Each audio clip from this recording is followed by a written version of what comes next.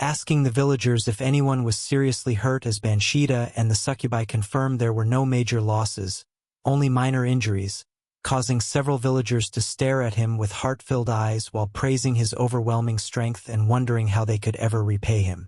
Harem then shifts his focus to Banshida, praising how her cries helped disrupt the orcs during battle, which instantly sends her into a blushing panic as she pledges absolute loyalty. And when he says he has an important task for her, she follows him into a quiet forest clearing, clearly misunderstanding the situation, recalling how he once defeated her and left her in a flustered state, only for him to suddenly pull her close and bite her neck. Completely flushed, she assumes it's something intimate and says she will endure it no matter how embarrassing. But Harem pulls back confused as system alerts reveal her affinity rising and his stats increasing. And he calmly explains the truth. He's a vampire and drinking blood daily is simply survival, not some strange hobby. Instead of calming down, Banshida grows even more overwhelmed, admitting that ever since losing to him in the arena her body has become unusually sensitive, trembling and unable to control her reactions, until she finally panics, cries that she can't endure it anymore, and runs off in embarrassment while a brief flash of his devastating red storm plays in her mind, leaving Harem alone in the clearing staring at the empty space in total confusion and dryly wondering if she's really that sensitive. The scene shifts to a quiet night at a steaming hot spring where Nico and the dark-haired succubus relax after the battle, talking about how to repay Harem for saving the village. And while the dark-haired one boldly suggests they should repay him with their bodies, Nico shrinks with insecurity, admitting she's failed every time she tried to seduce him and worrying she isn't good enough, only to be told she's simply too innocent and needs to be more confident. Deciding to help, the dark-haired succubus claims she knows a method that will make Nico impossible to ignore and tells her to drop the towel and stand still, then suddenly fires a beam of pink magic at her lower back, shocking Nico as glowing energy spreads and forms a small heart-shaped mark above her tail. With a proud grin, the dark-haired succubus declares that this mark will awaken Nico's true succubus charm, insisting that from now on she'll radiate irresistible allure. Though whether this bold plan will actually work on Harem is another question entirely.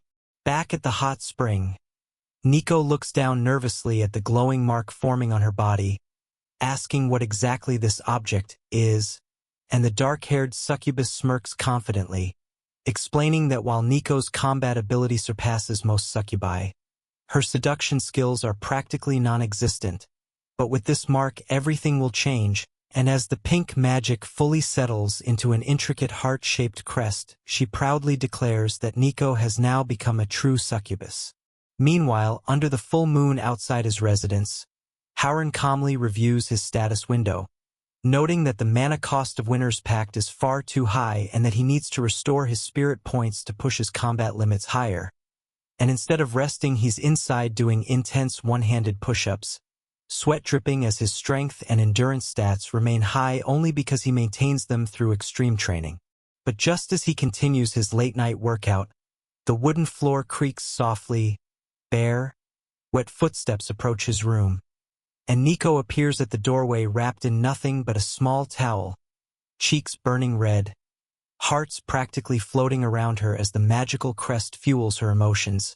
And in a breathless voice she calls out eagerly, "Master Harem, Master Harem," signaling that whatever that mark awakened is now completely out of control. Harem rises from his training, shirtless and still catching his breath, wiping the sweat from his face as he looks at Nico standing in his doorway and calmly asks why she seems so worked up.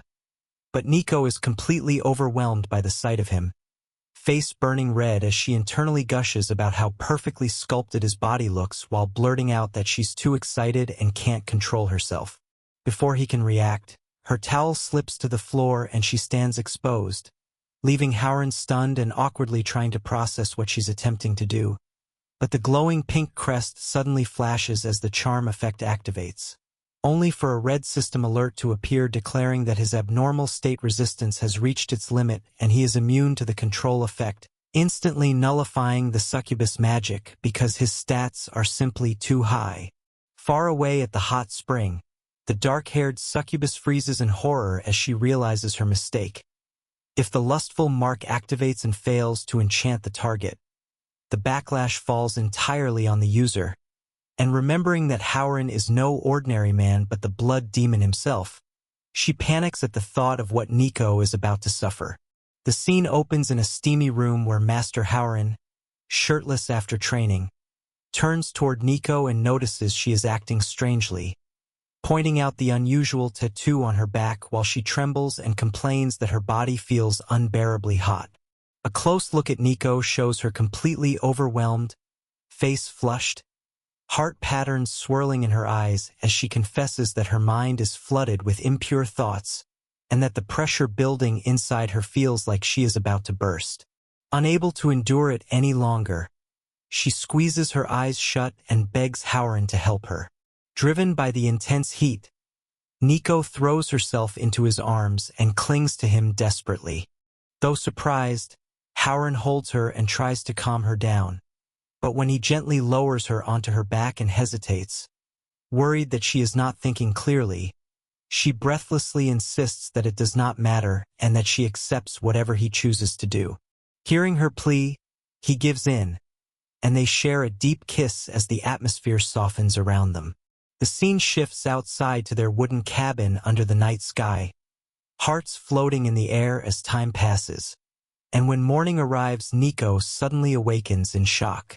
Sitting up in bed, she feels a powerful surge of magic radiating from her body and realizes she has achieved a massive breakthrough. Still glowing faintly, she looks at Harem sleeping beside her and wonders if this sudden rise in power is connected to what happened between them. Blushing softly, she reflects that even though her lustful mark failed, the night still changed everything for her. Harem then jolts awake as pink system screens appear before him. The notifications reveal that Nico reached 100% affinity and received his blood demon essence as a one-time enhancement, pushing her to the 4th level lower stage. He stares in disbelief as he realizes the boost was so extreme that Nico's current attributes now surpass his own. Harem looks slightly uneasy and asks Nico if he performed poorly the night before, misunderstanding her flustered expression. But Nico, wrapped in a towel and glowing with floating hearts, immediately assures him he did more than well, calling it an honor and declaring that she now belongs completely to him, her devotion fueled by both affection and the immense power she gained. A pink system panel suddenly appears announcing a daily mission that requires him to extract fresh blood from a woman before dawn to activate blood fusion. Stroking his chin, he mutters that it should preferably be a woman and asks Nico if there are hostile settlements nearby. She mentions a half-orc camp across the forest that oppresses other beasts and confirms there are women there, giving him the perfect target to complete his quest without guilt. They arrive before a rugged wooden fortress, Harem now in his black and red coat while Nico wears a sleek combat outfit. He tells her this is her chance for revenge and that he wants to witness her new strength, his red eyes glowing as he gives one firm order to spare the women. Nico bows obediently, gathers a massive sphere of crackling pink lightning, and launches into the sky. The half-orc guards look up in horror as the glowing sphere forms above their camp. The attack crashes down in a blinding explosion that tears through the front lines and leaves a massive crater. Nico descends calmly into the destruction to finish the survivors while, far from the chaos, system notifications flood around Harem announcing repeated experience gains. He smiles with folded arms as he realizes that every enemy Nico defeats transfers experience directly to him, rapidly pushing his level higher without lifting a finger. Soon he reaches level 25 and unlocks a new skill called Night Affinity, increasing his speed in darkness and adding a bleeding effect to his attacks. He smirks at how perfectly it suits his vampiric nature. Back in the crater, surviving half-orcs attempt a desperate counterattack, mocking Nico and charging her together, but she effortlessly catches them mid-air and crushes them in a single motion. Bored with their weakness, she rises into the sky again and forms a glowing pink energy whip, announcing it as a secret technique of the succubus race. With one devastating swing, the whip lashes across the battlefield, cutting through multiple enemies at once in crackling bursts of magic. Landing gracefully amid the ruin, she declares that today marks the end of the half-orcs as the final explosive strike seals their annihilation. The story gets crazier next. Subscribe and turn on notifications.